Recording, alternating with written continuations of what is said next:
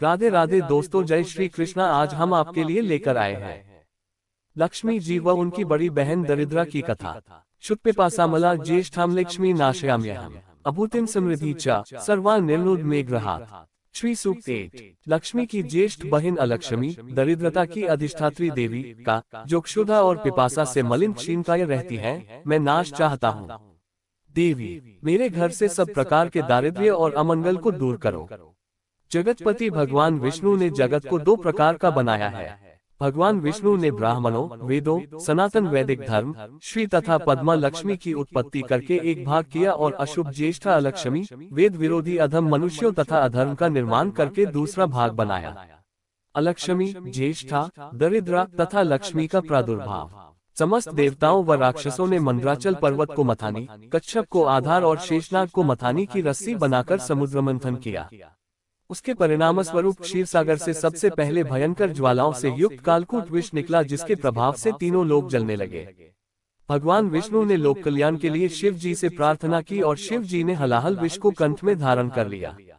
पुनः समुद्र मंथन होने पर कामधेनु, उच्चे, श्रवा नामक अश्व, ऐरावत हाथी, कौस्तुभ नामक पद्मरागमणि, कल्पवृक्ष व अप्सराएं प्रकट हुई। फिर लक्ष्मी जी प्रकट हुई। उसके बाद वारुणी देवी, मदिरा, चंद्रमा, पारिजात, पांचजन्य शंख, तदनंतर समुद्र मंथन से हाथ में अमृत का कलश लिए धन्वंतरी प्रकट हुए। श्रीलिंग महापुराण के अनुसार समुद्र मंथन में महाभयंकर विष निकलने के बाद ज्येष्ठा अशुभ लक्ष्मी उत्पन्न हुई। फिर विष्णुपत्नी पद्मा लक्ष्मी प्रकट हुई। लक्ष्मी जी से पहले प्रादुर्भूत होने के कारण अलक्ष्मी ज्येष्ठा कही गई है। अलक्ष्मी, दरिद्रा, ज्येष्ठा देवा। ततो ज्येष्ठा समुत्पन्ना काषायाम्बरधारिणी, पिनकेशा रक्तनेत्रा कूष्मांडसदृशस्तनी, अतिवृद्धा दंतहीना ललजिह्वा घटोदरी, या दृष्ट्वैव च समुद्विग्न प्रजायते। समुद्र मंथन से काषाय वस्त्रधारिणी, पिंगल केश वाली, लाल नेत्रों वाली, कूष्मांड के समान स्तन वाली, अत्यंत बूढ़ी, दंतहीन तथा चंचल जिह्वा को बाहर निकाले हुए, घट के समान पेट वाली एक ऐसी ज्येष्ठा नाम वाली देवी उत्पन्न हुई, जिन्हें देखकर सारा संसार घबरा गया।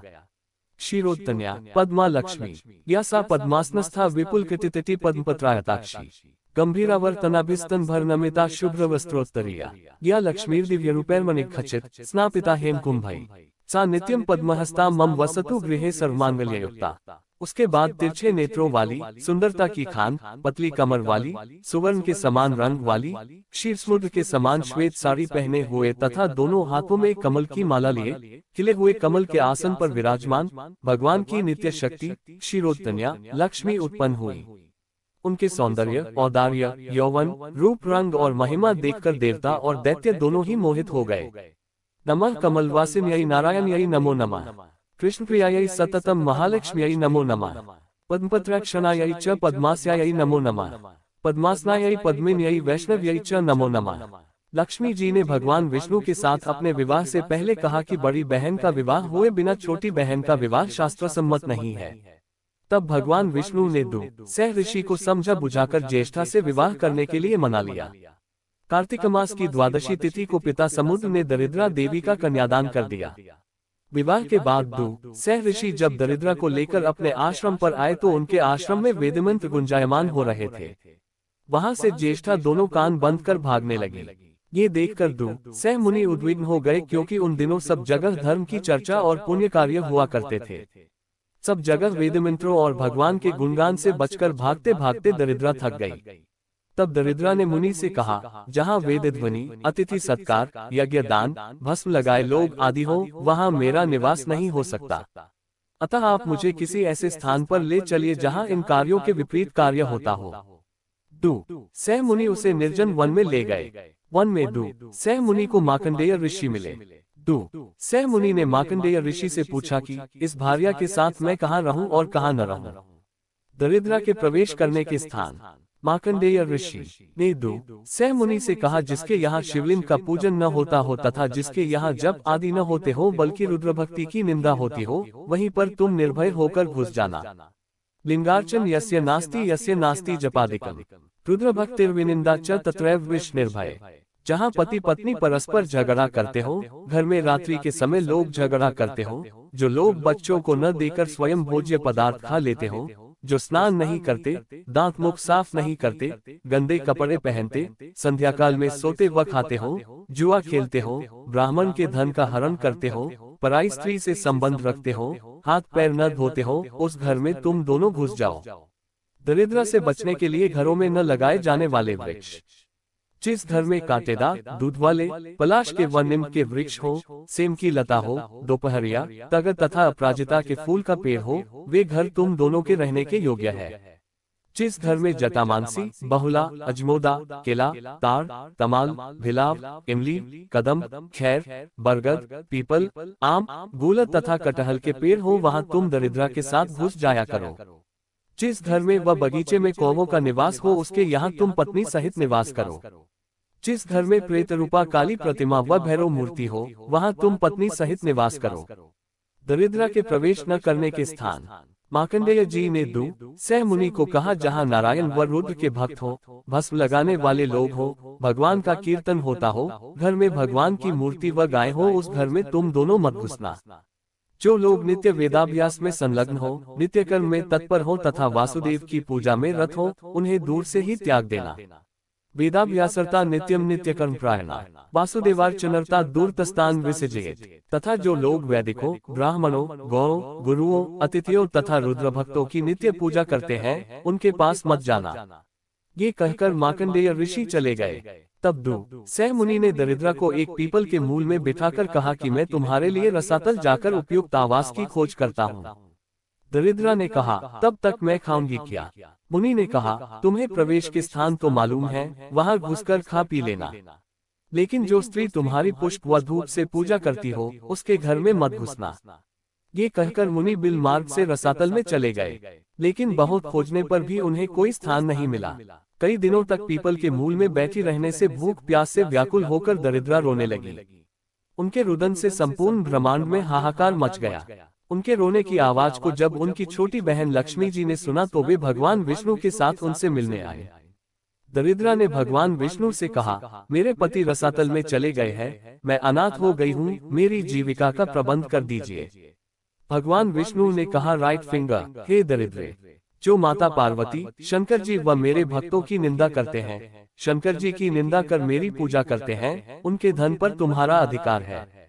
तुम सदा पीपल, अश्वत्थ वृक्ष के मूल में निवास करो।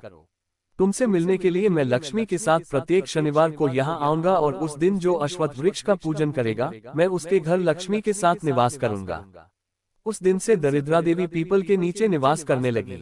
रविवार को अश्वत्थ पीपल वृक्ष की पूजा नहीं करनी चाहिए। देवताओं द्वारा दरिद्रा को दिए गए निवास योग्य स्थान पद्मपुराण के उत्तरखंड में बताया गया है, जिसके घर में सदा कलह होता हो, जो झूठ और कड़वे वचन बोलते हैं, जो मलिन बुद्धि वाले हैं, वह संध्या के समय सोते व भोजन करते हैं, बहुत भोजन करते हैं, मद्यपान में लगे रहते हैं, बिना पैर धोए जो आचमन या भोजन करते हैं, बालू, नमक या कोयले से दांत साफ करते हैं, जिनके घर में कपाल, हड्डी, केश व भूसी की आग जलती हो, जो छत्राक, कुकुरमुता तथा सड़ा हुआ बेल खाते हैं, जहाँ गुरु, देवता, पितर और अतिथियों का पूजन तथा यज्ञदान न होता हो, ब्राह्मण, सज्जन व वृद्धों की पूजा न होती हो, जहाँ द्यूत क्रीड़ा होती हो, जो दूसरों के धन व स्त्री का अपहरण करते हो, वहाँ अशुभ दरिद्रे तुम सदा निवास करना। स्वयं लक्ष्मी जी द्वारा रुक्मिणी जी को बताए गए अपने निवास स्थान। दीपावली की रात्रि में विष्णुप्रिया लक्ष्मी गृहस्थों के घरों में विचरण कर ये देखती हैं कि हमारे निवास योग्य घर कौन कौन से हैं। महाभारत के अनुशासन पर्व में रुक्मिणी जी के पूछने पर कि हे देवी, आप किन किन पर कृपा करती हैं? स्वयं लक्ष्मी जी कहती हैं, आमलक फल, आंवला, गोमे, शंख, श्वेत वस्त्र, चंद्र, सवारी, कन्या, आभूषण, यज्ञ, जल से पूर्ण मेघ, फूले हुए कमल, शरद ऋतु के नक्षत्र, हाथी, गायों के रहने के स्थान, उत्सव मंदिर, आसन, खिले हुए कमलों से सुशोभित तालाब, मतवाले हाथी, सांड, राजा, सिंहासन, सज्जन पुरुष, विद्वान ब्राह्मण, प्रजापालक क्षत्रिय, खेती करने वाले वैश्य तथा सेवाप्रायण शूद्र मेरे प्रधान निवास स्थान है। लक्ष्मी जी ने देवराज इंद्र को बताया कि भूमि, वित्त, जल, तीर्थादि, अग्नि, यज्ञादि एवं विद्या, ज्ञान, ये 4 स्थान मुझे प्रिय हैं। सत्य, दान, व्रत, तपस्या, पराक्रम एवं धर्म जहाँ वास करते हैं, वहाँ मेरा निवास रहता है। जिस स्थान पर श्रीहरि श्री कृष्ण की चर्चा होती है, जहाँ तुलसी शालिग्राम की पूजा, शिवलिंग व दुर्गा का आराधन होता है, वहाँ पद्ममुखी लक्ष्मी सदा विराजमान रहती हैं। मैं उन पुरुषों के घरों में निवास करती हूँ जो सौभाग्यशाली, निर्भीक, सच्चरित्र, कर्तव्यपरायण, अक्रोधी, भक्त, कृतज्ञ, जितेंद्रिय, सदाचरण में लीन व गुरु सेवा में निरत रहते हैं। इसी प्रकार उन स्त्रियों के घर मुझे प्रिय हैं जो क्षमाशील, शीलवती, सौभाग्यवती, गुणवती, पतिप्रायणा, सद्गुण संपन्ना होती हैं, व जिन्हें देखकर सबका चित्त प्रसन्न हो जाता है, जो देवताओं, गौओं तथा ब्राह्मणों की सेवा में तत्पर रहती हैं तथा घर में धान्य के संग्रह में तत्पर रहती हैं। लक्ष्मी जी किन लोगों के घरों को छोड़कर चली जाती हैं? लक्ष्मी जी ने देवराज इंद्र से कहा, जो पुरुष अकर्मण्य, नास्तिक, कृतघ्न, दुराचारी, क्रूर, चोर, गुरुजनों के दोष देखने वाला है, बात बात में खिन्न हो उठते हैं, जो मन में दूसरा भाव रखते हैं और ऊपर से कुछ और दिखाते हैं, ऐसे मनुष्यों में मैं निवास नहीं करती।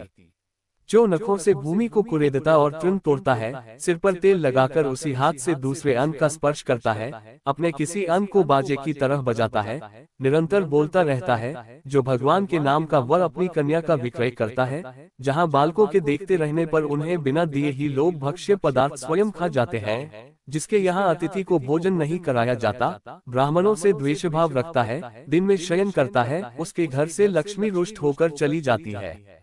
वे स्त्रियां भी लक्ष्मी जी को प्रिय नहीं है जो अपवित्र, चटोरी, निर्लज, अधीर, झगड़ालू व अधिक सोती हैं, जो अपनी गृहस्थी के सामानों की चिंता नहीं करती, बिना सोचे विचारे काम करती हैं, पति के प्रतिकूल बोलती हैं और दूसरों के घरों में घूमने फिरने में आसक्ति रखती हैं, घर की मान मर्यादा को भंग करने वाली हैं, जो स्त्रियां देहशुद्धि से रहित व सभी भक्ष्य पदार्थों को खाने के लिए तत्पर रहती हो, उन्हें मैं त्याग देती हूँ। इन दुर्गुणों के होने पर भले ही कितनी ही लक्ष्मी पूजा की जाए, उनके घर में लक्ष्मी जी का निवास नहीं हो सकता। लक्ष्मी जी द्वारा असुरराज बलि और प्रहलाद का त्याग। महाभारत के शांति पर्व में कथा है कि एक बार असुरराज प्रहलाद ने एक ब्राह्मण को अपना शील प्रदान कर दिया, इस कारण उनका तेज, धर्म, सत्य, व्रत और अंत में लक्ष्मी भी साथ छोड़कर चली गई। प्रहलाद जी की प्रार्थना पर लक्ष्मी जी ने उन्हें दर्शन देकर कहा, शील और चारित्र्य मुझे सबसे अधिक प्रिय है, इसी कारण शीलवान व्यक्ति के यहाँ रहना मुझे अच्छा लगता है। जिसके पास शील नहीं है, वहाँ मेरा नहीं अपितु दरिद्रा का निवास होता है। एक बार दानवीर बलि को भी लक्ष्मी जी ने इसलिए त्याग दिया कि उन्होंने उच्छिष्ट भक्षण किया था और देवताओं व ब्राह्मणों का विरोध किया था। अतएव मानव को अपना घर ऐसा बनाना चाहिए जो लक्ष्मी जी के मनोनुकूल हो और जहां पहुंचकर वे किसी अन्य जगह जाने का विचार मन में न लावे। साथ ही लक्ष्मी प्राप्ति मनुष्य के उत्कृष्ट पुरुषार्थ पर भी निर्भर है, क्योंकि कहा गया है, उद्योगिन पुरुष सिंह बपैती लक्ष्मी।